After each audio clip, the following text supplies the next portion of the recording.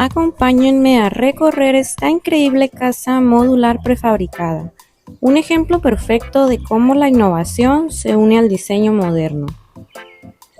Lo primero que notarán es su fachada limpia y contemporánea, que combina un elegante blanco y este encantador porche de 3 metros por 6.5 metros, el cual cuenta con jacuzzi y un bonito juego de jardín. Este espacio exterior es ideal para disfrutar de tardes agradables al aire libre y expande las áreas sociales de la casa. La versatilidad del diseño modular nos permite añadir o reconfigurar espacios como este. Ahora sí, acompáñenme al interior.